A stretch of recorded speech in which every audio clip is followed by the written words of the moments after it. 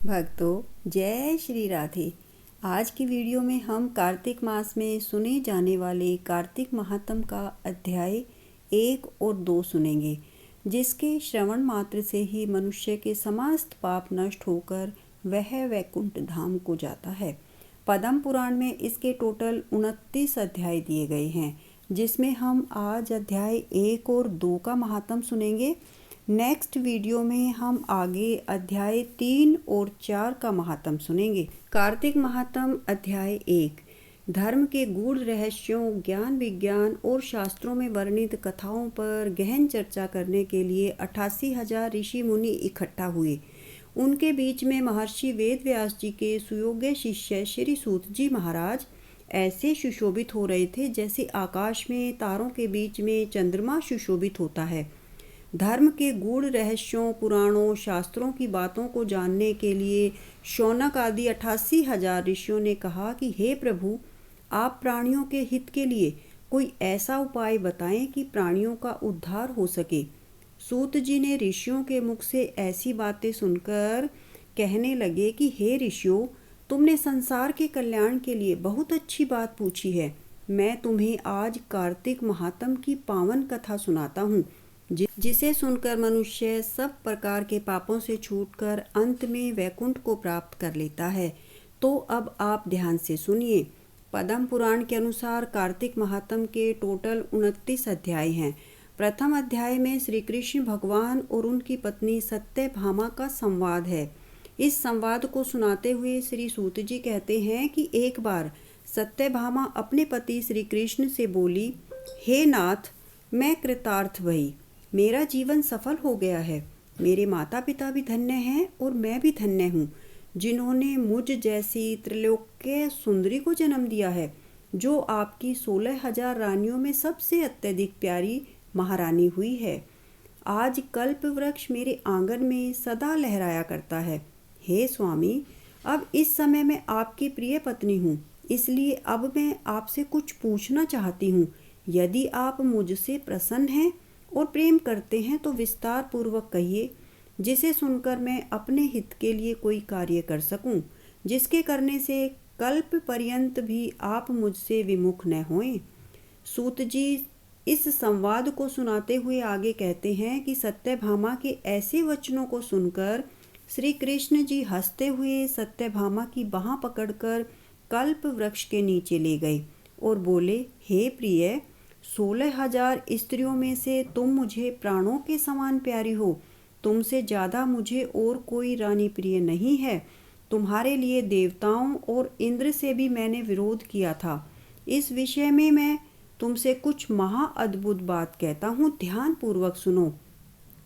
हे सुलोचने, एक दिन मैं तुम्हारे साथ गरुड़ पर सवार होकर इंद्रलोक को गया था और वहाँ जाकर मैंने कल्प वृक्ष मांगा था।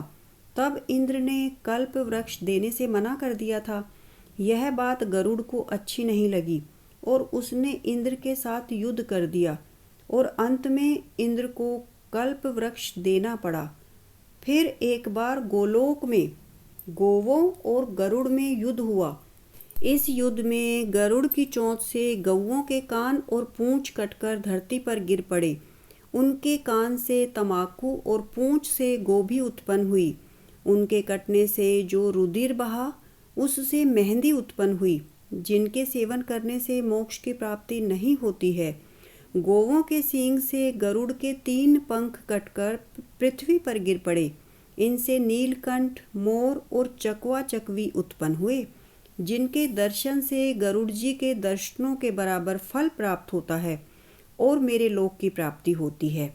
श्री कृष्ण भगवान अपनी पत्नी सत्यभामा को प्रेम से कहते हैं कि हे प्रिय, जब मैं तुम्हें हर चीज दे सकता हूँ, हर एक कार्य तुम्हारे लिए पूरा कर सकता हूँ और हर बात तुमसे कह सकता हूँ, तो क्या तुम्हारे आश्चर्यजनक प्रश्न का उत्तर नहीं दूंगा? हे प्रिय, तुम्हें जो पूछना है सो पूछो, मैं बताऊंगा। यह सुनकर सत्यभामा बहुत प्रसन्न हो गई और बोली, हे नाथ, पूर्व जन्म में मेरा कैसा स्वभाव था, मैं किसकी पुत्री थी और मैंने कौन से दान व्रत और तप किए थे जिससे मुझे मृत्युलोक में जन्म लेना पड़ा, और ऐसे कौन से शुभ कार्य किए थे कि मैं यहाँ आकर आपकी अर्धांगिनी हुई और आप गरुड़ पर सवार होकर मुझे अपने साथ में लिए इंद्र आदि देवताओं के स्थान में घूमते हो। तब भगवान श्री कृष्ण बोले, हे प्रिय, तुम पूर्व जन्म में कौन थी, किसकी पुत्री थी, कौन से पुण्य और व्रत आदि तथा शुभ कार्य किए थे, वह सब मैं तुमसे कहता हूँ, ध्यान पूर्वक सुनो। पूर्व समय में सतयुग के अंत में अर्थात त्रेता युग में मायापुरी में अत्रि गोत्र में सब वेद वेदांगों और यज्ञों का जानने वाला देव शर्मा नामक एक ब्राह्मण रहता था। वह नित्य प्रति अतिथियों की सेवा करता, हवन और सूर्य भगवान की पूजा किया करता था। इसीलिए वह सूर्य की तरह बड़ा तेजस्वी था। उस ब्राह्मण के घर में बुढ़ापे में एक गुणवती नाम की सुशील कन्या उत्पन्न हुई। बड़ी होने पर उसका विवाह उस देव शर्मा ब्राह्मण ने अपने चंद नाम के एक शिष्य के साथ कर दिया और वे दोनों पिता पुत्र की तरह रहने लगे। क्योंकि देव शर्मा के कोई पुत्र नहीं था, एक समय वे दोनों कुशा और समिधा लेने के लिए वन में हिमालय की तलहटी में इधर उधर घूम रहे थे, तो उन्होंने एक विकराल राक्षस को अपनी तरफ आते हुए देखा, जिसके भय से उनके शरीर शिथिल हो गए और उनमें भागने की शक्ति भी नहीं रही। तब उस काल के समान राक्षस ने उन दोनों को मार डाला। जिस क्षेत्र में वे मारे गए, उस क्षेत्र के प्रभाव के कारण तथा उनके धर्मात्मा होने के कारण मेरे पार्षद उन्हें वैकुंठ में ले गए। क्योंकि उन्होंने आजीवन सूर्य की पूजा की थी, इसलिए मैं उन दोनों पर अति प्रसन्न था। शिव, सूर्य, गणेश जी, देवी और विष्णु की उपासना करने वाले सब लोग स्वर्ग प्राप्त करते हैं। जब वे दोनों विमान पर चढ़े हुए सूर्य के समान तेजस्वी, रूपवान, चंदन और माला धारण किए हुए वैकुंठ में आए, तब मेरे ही पास दिव्य लोक में रहने लगे। पहला अध्याय समाप्त। दूसरा अध्याय श्री कृष्ण का सत्यभामा को पूर्व जन्म की कथा का वर्णन करना। श्री कृष्ण भगवान बोले, हे प्रिय, जब गुणवती ने राक्षस द्वारा अपने पिता और पति का मरण सुना तो वह अत्यंत दुखी हुई और उसका रुदन करते हुए विलाप करने लगी। हे स्वामी, हे पिता, आप मुझे छोड़कर कहाँ चले गए? मैं आपके बिना क्या करूं? अब मेरे भोजन वस्त्र का प्रबंध कौन करेगा? कौन मेरा पालन पोषण करेगा? मेरे पास कुछ नहीं है और काम काज करने में चतुर भी नहीं हूँ। तुम्हारे बिना मैं असहाय हूँ, मैं अकेली रह गई हूँ। अब मैं किसकी शरण लूँ? मैं विधवा हो गई हूँ। विधाता का मेरे ऊपर कोप हुआ है। मैं बड़ी पापनी हूँ। अब मैं कहाँ जाऊँ, कहाँ बैठूँ? अब मैं कैसे जीऊँ? श्री कृष्ण जी बोले, कुकरी के समान विलाप करती हुई, हवा से हिलते हुए केले के पत्ते की तरह कांपती हुई गुणवती पृथ्वी पर गिर पड़ी। बहुत देर के बाद होश में आई। उसके बाद फिर से विलाप करने लगी और शोक रूपी समुद्र में डूब गई। उसके पश्चात उस गुणवती ने घर की सब वस्तुएं बेचकर यथाविधि सावधानी से अपने पिता और पति की पारलौकिक क्रिया की और उसी मायापुरी नगरी में विष्णु भगवान की भक्ति में तत्पर होकर इंद्रियों को वश में करके शुद्ध मन से शांतिपूर्वक रहने लगी और आजीवन तक एकादशी तथा कार्तिक मास के व्रत आदि का यथावत पालन करती रही।